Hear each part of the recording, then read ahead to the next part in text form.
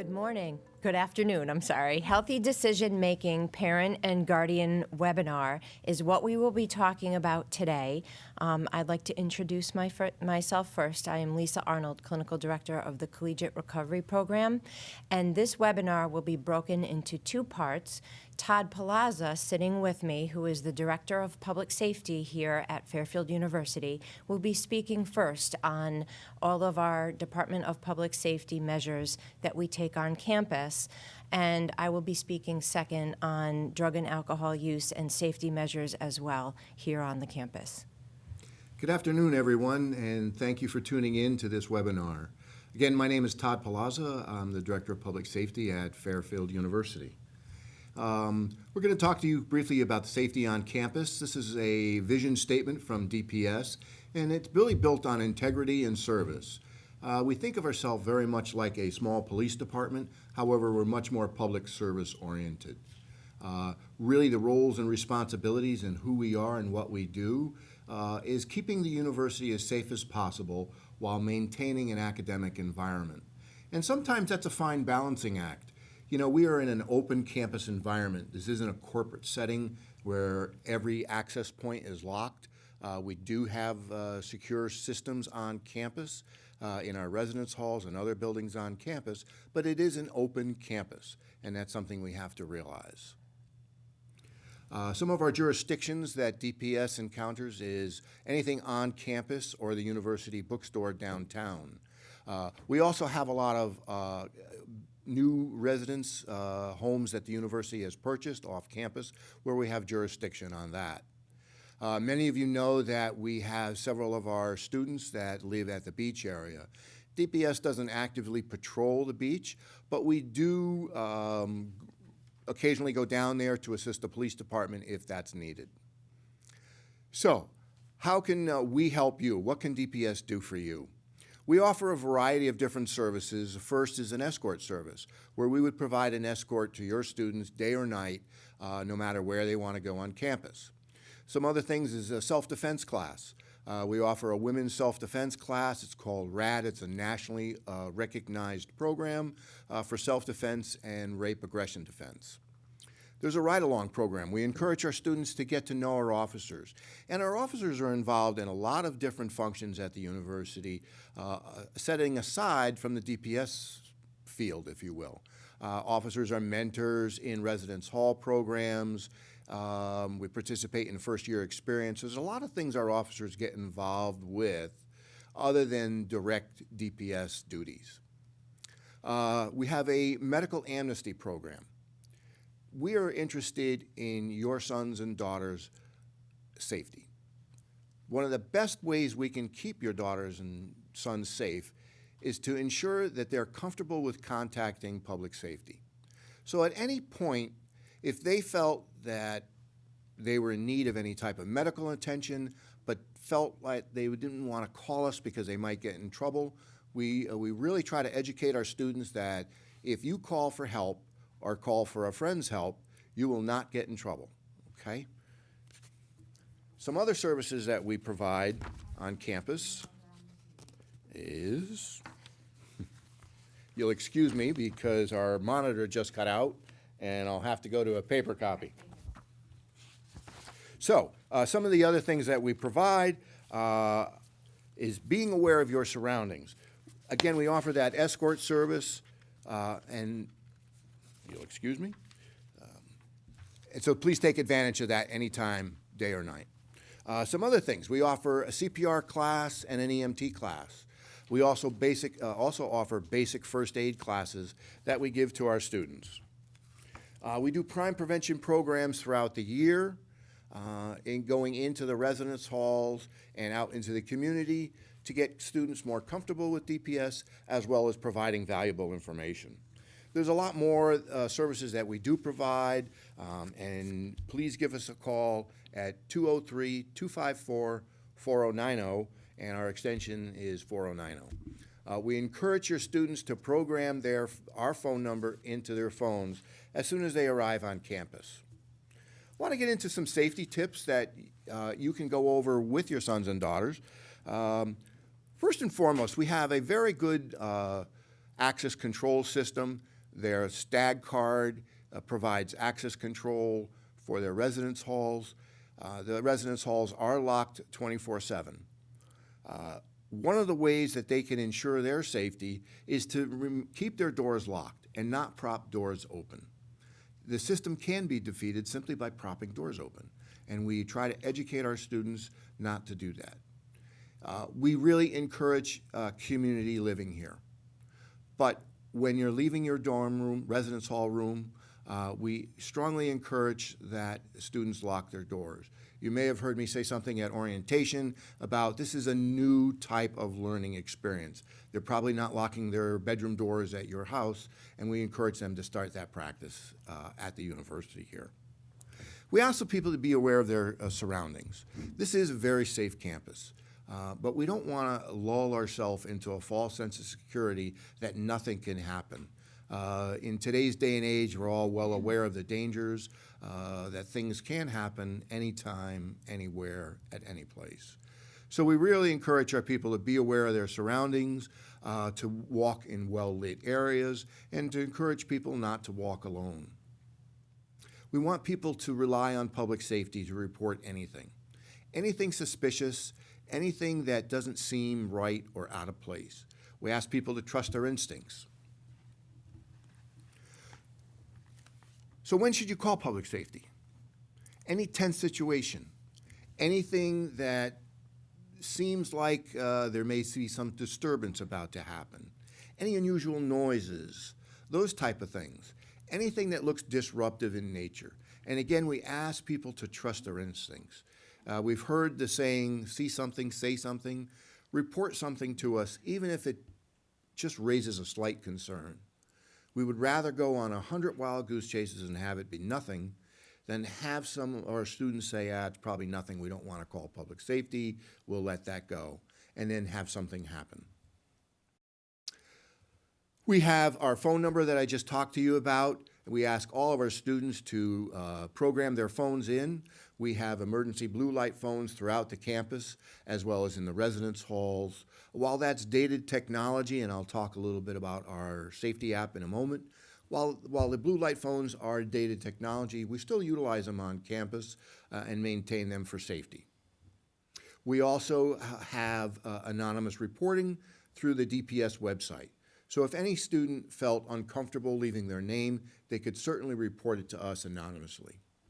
And we're located in Loyola Room 2 on the ground floor. Our safety app is called Live Safe. This is a safety app that was introduced January of last year, and it's been received very, very well. This year, we're incorporating this Live Safe app into our first year experience program. And on the first week of classes, your students will know how to download and program the safety app. Briefly explaining what it does, the emergency option gives them the ability to contact DPS in a variety of different ways. It also has a feature of 911. We ask our students not to use the 911 feature while they're on campus because we can get a faster response if they call us direct. We have a wonderful working relationship with the town police department, and we coordinate and actually train with them on a regular basis. The Safe Walk program, the DPS escort button on that, enables your students to request an escort by DPS, or they could utilize a virtual escort, which will enable them to let a friend kind of virtually walk through their point A to point B, leaving breadcrumbs on a computer screen, and know that they're safe. The other feature is reporting tips. So there's all different ways of reporting tips in different areas of concerns, and that feature utilizes that. Then there's a Fairfield resource button, which provides a lot of different resources both on and off campus that students can utilize. This is just a demonstration of what the screen looks like. We ask our students when they're utilizing this app to set it up to use location services while using the app. It is GPS based, so if a student did need help, we'd be able to locate them on campus through this service. Talk a little bit about other reporting systems. We have a stag alert system that we utilize. Every student is automatically enrolled in this system. It's an accurate way of us getting emergency messages to your students in a very timely manner. We only utilize this in acute situations where a warning would have to go out, and more importantly, what instructions we would have for them to do. We also use it for weather-related emergencies, class cancellations, and important announcements. But we really try to minimize the type of use that gets, because we want that to be relied on as an emergency notification system. We do it through emails, text messaging, and voicemail. We also have timely warnings that we send out on campus. This is used to communicate with our community of any present dangers that may be occurring off campus or in a general area, as well as on campus. Any ongoing threats that may affect our student body, and any crime prevention tips that we want to utilize. We also utilize a very substantial closed-circuit television system. The monitor has over 350, but we actually have about 400 cameras throughout the campus. We also utilize these cameras in our residence halls in common areas. All of our entrance points are monitored by this system, and it has been vital in capturing evidence information. A little bit about parking. Parking tends to be the third wheel on every campus. Parking is very limited on our campus, and we do not allow our students, for first-year students as well as sophomores, to have cars on campus.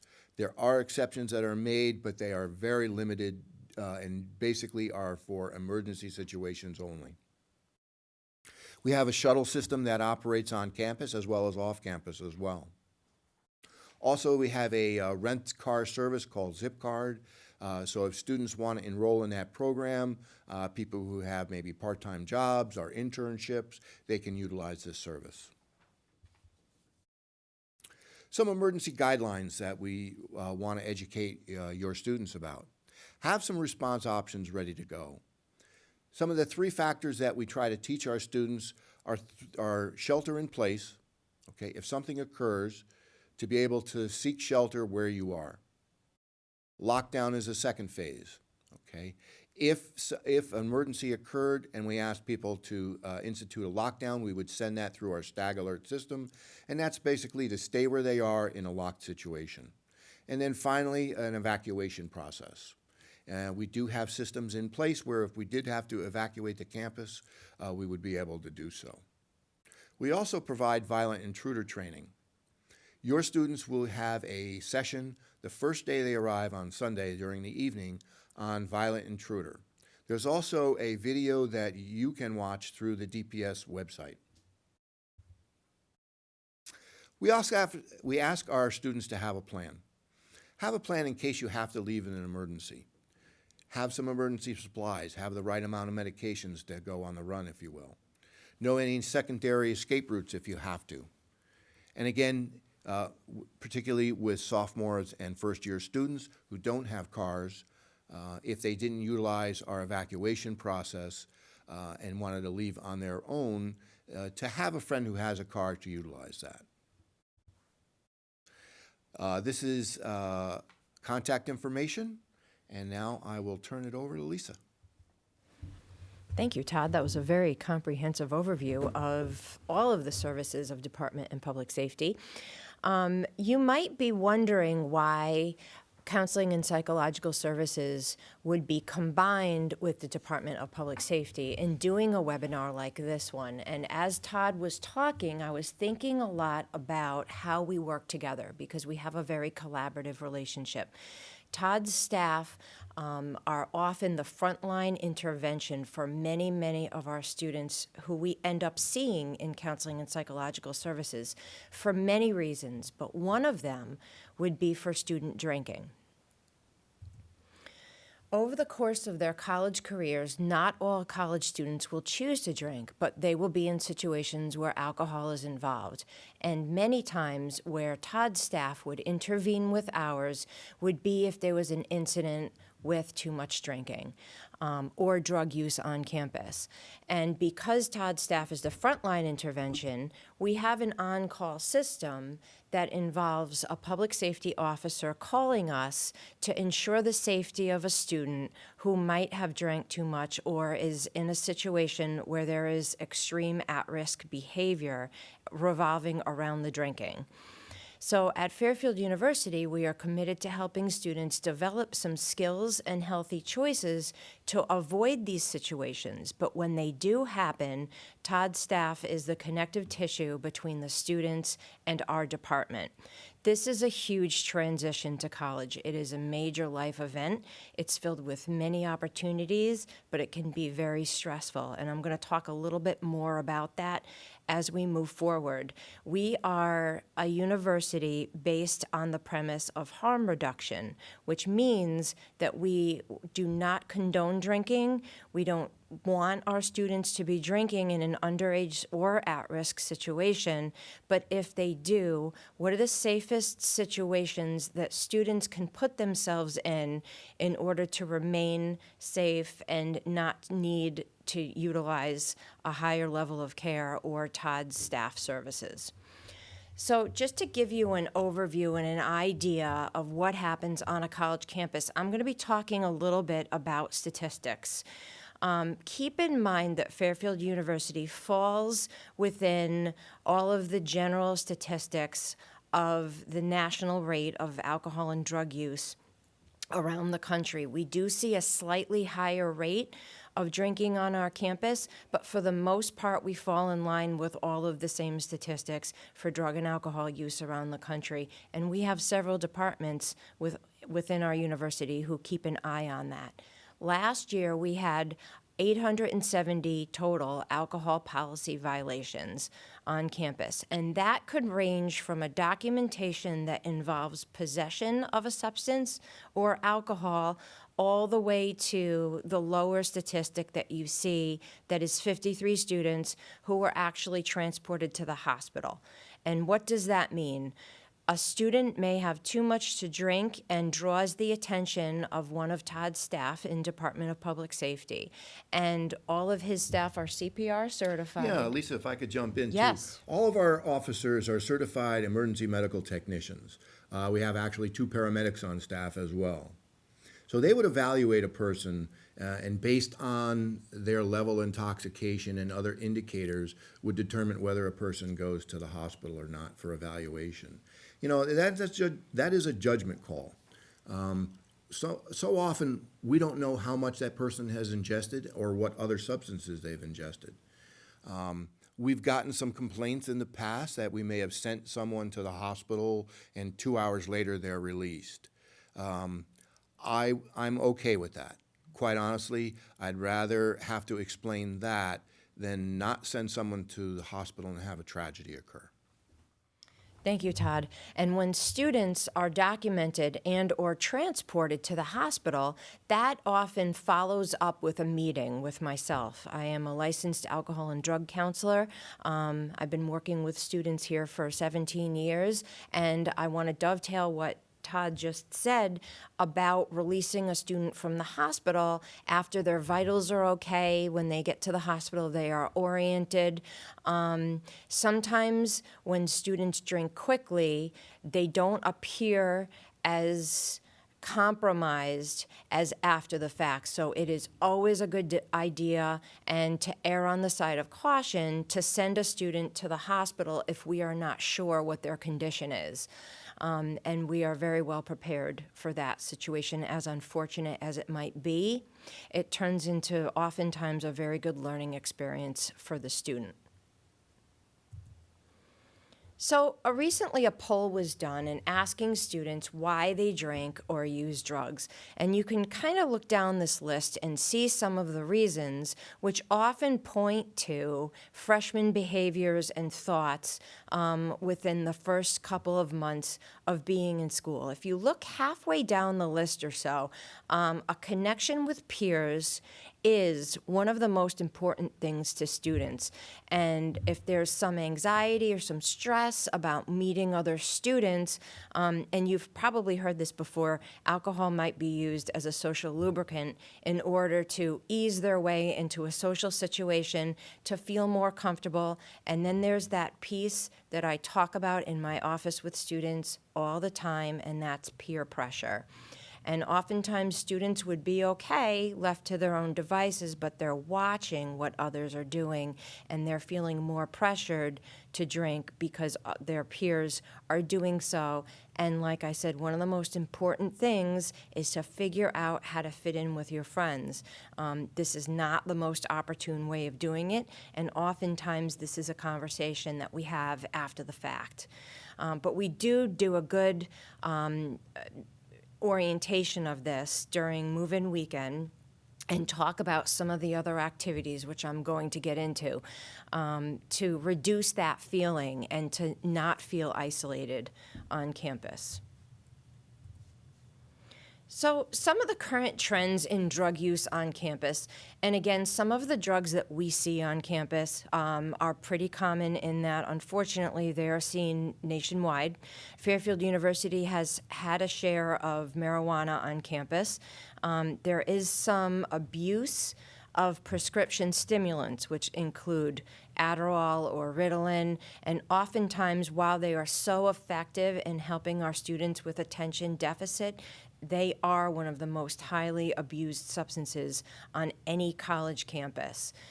Pain medications as well. We do a wonderful job in the spring of addressing opioid use with students with our Overdose Awareness Day.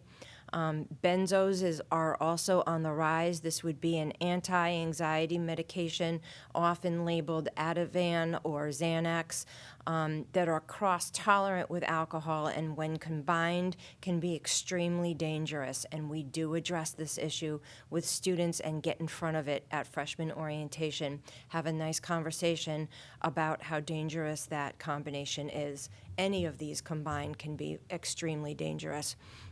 There has been, on the lower side of things, mind-altering substances such as Molly or ecstasy, also considered designer drugs, which can be used at parties, but primarily the use that we see is the marijuana and the prescription stimulants, in addition to some use of benzos on campus, and we try to get in front of this in a preventative way as much as we possibly can. Last year, 133 students were charged with violating the university's policy on illegal drug use.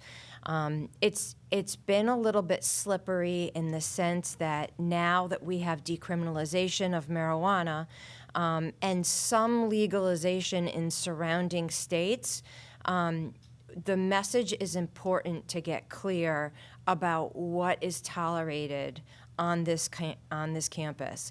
And under the age of 21, decriminalization is not legal for students, nor is alcohol, and they are treated often the same. It's fine.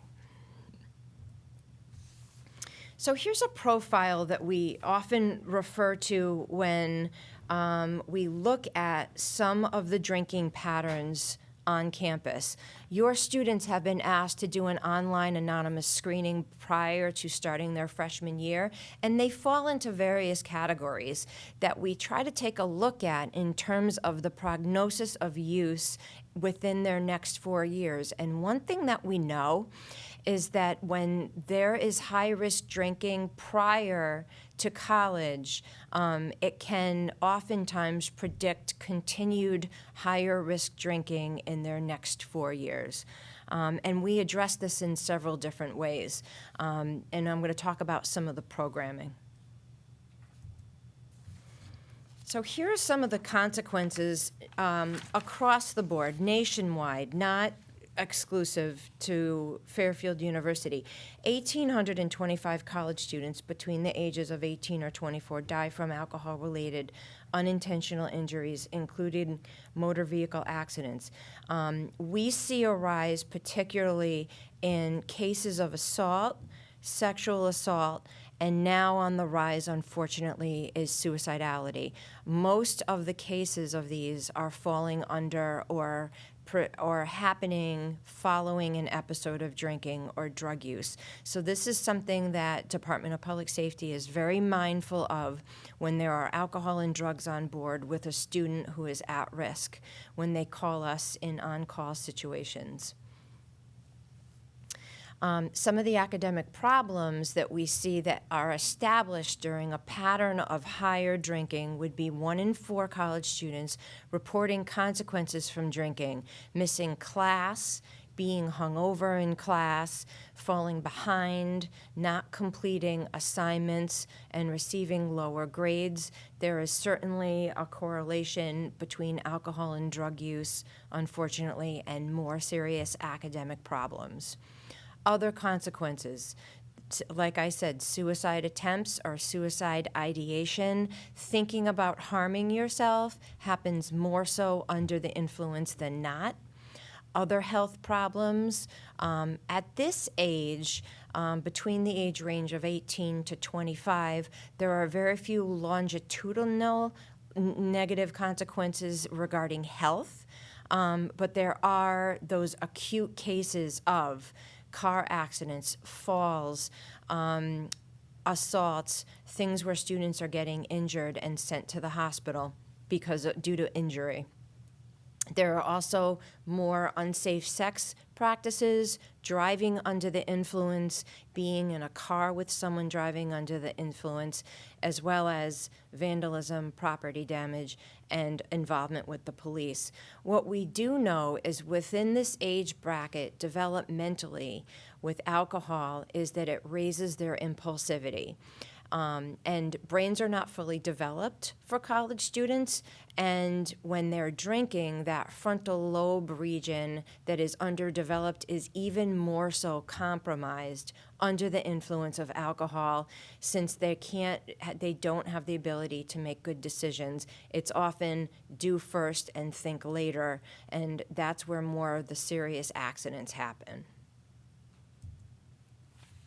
So like I mentioned before, our harm reduction approach that we take, and what I mean by that is that we would prefer abstinent-based for our students, which means no alcohol use or safe alcohol use over the age of 21. We often see a lot of drinking that happens under the age of 21. And our campaigning, I think, revolves mostly around, if students are under the age of 21, how to recognize and uphold Connecticut state law and be safe in these situations, and prioritize the health and the well-being of students if they do choose to drink. And we have a lot of programming that revolves around how to do so safely and how to be mindful of yourself and others, and concern for others, which I'm going to talk about also.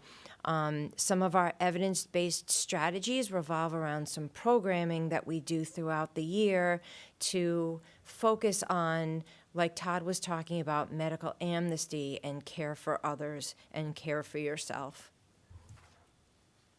With the focus of Jesuit values and our premise, which is cura personalis, care of the whole person, body, mind, and spirit, and positive and wellness messaging, what's important is that you're taking care of yourself in many of these different ways, and to find alternative and alcohol-free activities. You can find on our website, and it was just revamped, a comprehensive list of all of our student clubs and all of our fitness programming in the Recplex. And I was just speaking to the new director. There are over 40 different fitness programs, yoga classes, meditation, and all kinds of things to get your student involved in some of the more safe practices, creating some structure for them on campus when they want to stay safe, and modifying their use of alcohol in ways that they can understand how it is affecting themselves, either emotionally or physically, or others. Todd mentioned before bystander approach, taking care of each other in situations, and we always encourage students to travel together and stay in groups on campus when they're traveling from one part of campus to the other, particularly at night, at social events.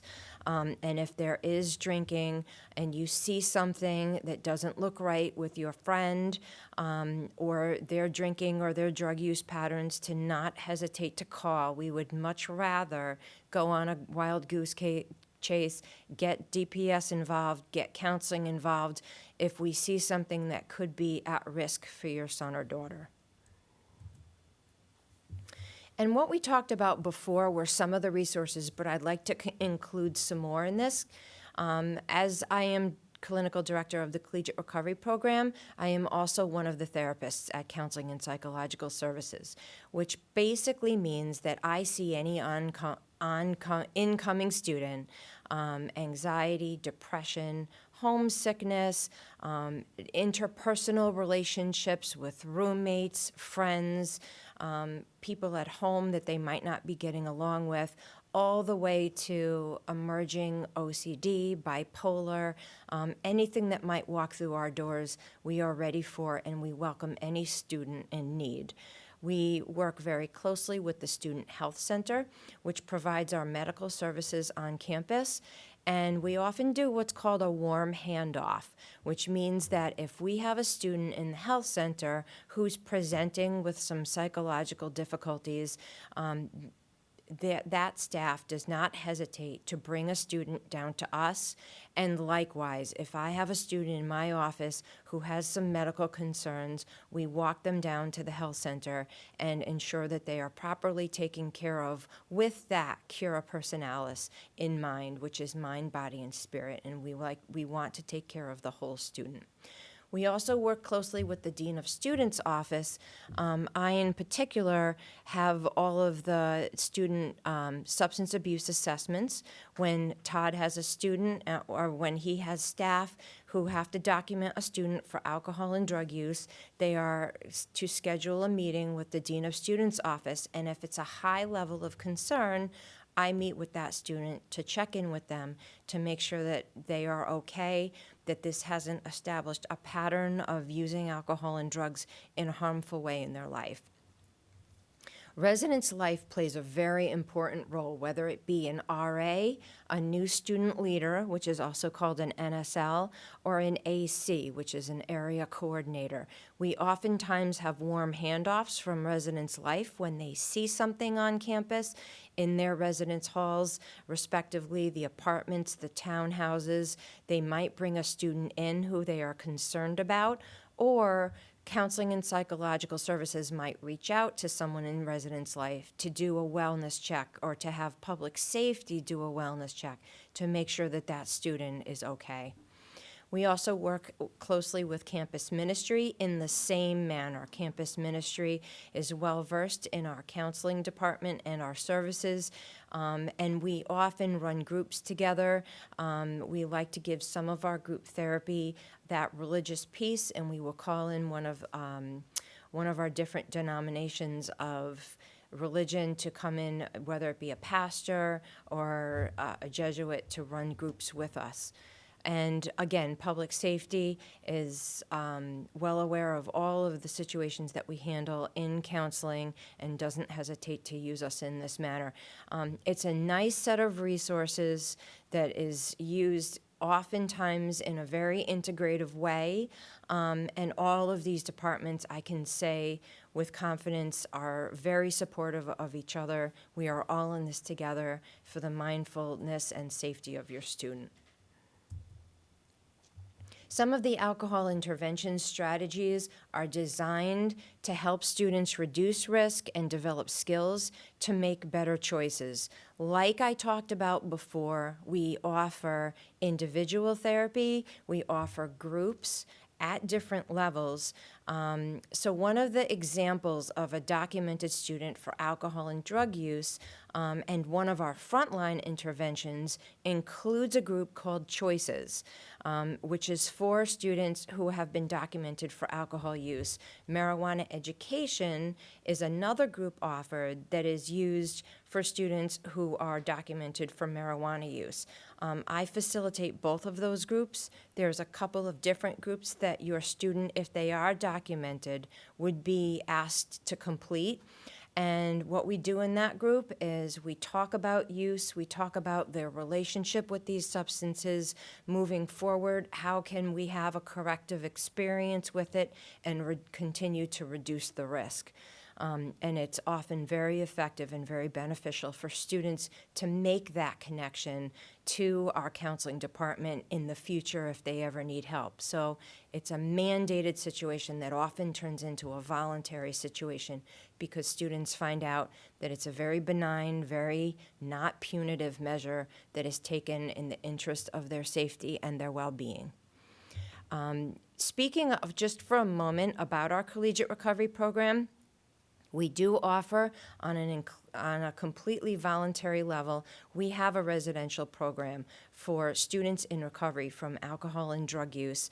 It is a safe house off campus, but within walking distance of all of the things that students need on campus, and it has a complete separate set of programming. You can find more information on our website under Collegiate Recovery House or Collegiate Recovery Program.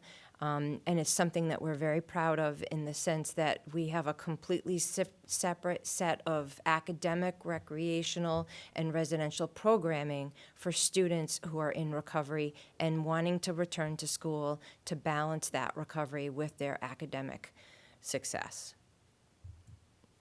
So like I mentioned before, our alcohol intervention strategies include this list here.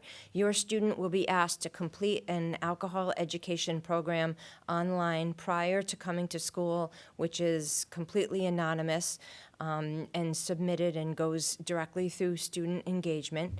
We have several FYE programs. FYE is first year experience, and we bring on speakers and presentations that introduce students to several different kinds of individuals who have had experience in this area and can educate students on several different ways to either find alternative recreational activities or how to use substances safely.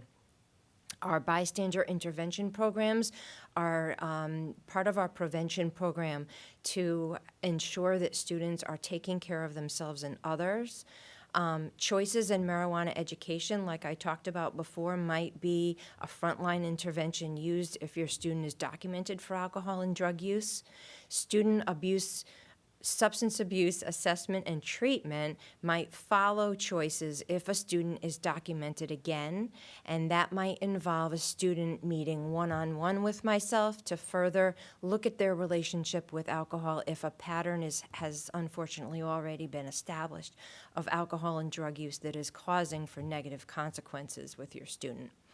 We offer individual and group counseling. I run a group particularly with the Collegiate Recovery Program, and they like to meet with other students who are documented for alcohol and drug use so that they can get a sense of what life in recovery might be like for a student on campus who is substance-free.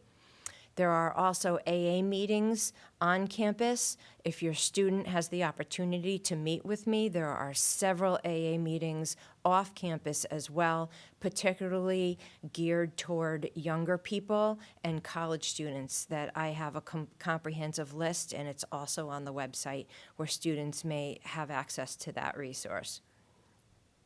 Alternative alcohol-free programming has been infused throughout our conversation, but as I mentioned before, there is a complete list of student clubs and activities on campus. Fitness programming, we have lists in our offices to provide to students, and within the first couple of weeks of the first year student experience, there will be a club activities fair where students can go and talk to others in booths to find out about the different activities on campus and events that students can get involved with. So partnering with your son or daughter to talk about substances and talk about how, if they are on this college campus, how to be safe, what to do if they see others in a situation with alcohol and drug use, and how to handle themselves if they choose that experience for themselves is very important. And it often happens organically. It can happen at the dinner table. It can happen if your son or daughter approaches you when they see a peer doing it. I think one of the best ways to go about having that conversation is to be as non-judgmental as possible and not to place conditions on your child. If they are willing to talk to you about alcohol and drug use at any level, you are a step ahead. And it is so important to begin to have that conversation before a situation happens so that a student is aware of the risks and the dangers and what to do if they are placed in a situation that they are not comfortable with. So again, I want to say thank you for joining us today. This is a really exciting time, and we are on the cusp of a brand new year of students. It is the biggest freshman class we've ever had. We are very excited to welcome these students. There is going to be a lot to look forward to, and we welcome any chance for any of your students who are interested to come into our offices, introduce themselves. We're all in this together, and we hope for a really good year. Thank you, Lisa. That was phenomenal information. We're available to take questions from you. However, there is one other topic I wanted to bring up before we take questions, and that's ride sharing. Uber, Lyft. We've heard about some of these incidents where people are impostoring as Lyft drivers. We're going to be pushing out a lot of information on how to keep students safe. But basically, have them look at their app. Once they request an Uber, I'm just going to use Uber as an instance, that will have the driver information, it'll have the license plate. Make sure they confirm that before they get into a vehicle. The most important question to ask the driver is, what's my name? If the driver can't answer that and know your name, don't get into that car. So thank you very much again, and now we have time to take questions. Okay, so yes, feel free to type any questions in the chat at this point, and we will share them with our two wonderful speakers. We have one question. Where can students find information about several things that you had spoken about, both of you? So maybe the RAD courses or the CPR courses or the different group therapy options. Where would that information be posted? So we'll provide information on Life at Fairfield, which your students will have access to, our DPS website, and we push out alerts all the time in the residence halls, not using the Stag Alert system, but using other methods to communicate with your students. So like Todd said, there will be information on the Counseling and Psychological Services website. There will be more information found at Life at Fairfield. There's News Today, which pushes out information about daily activities.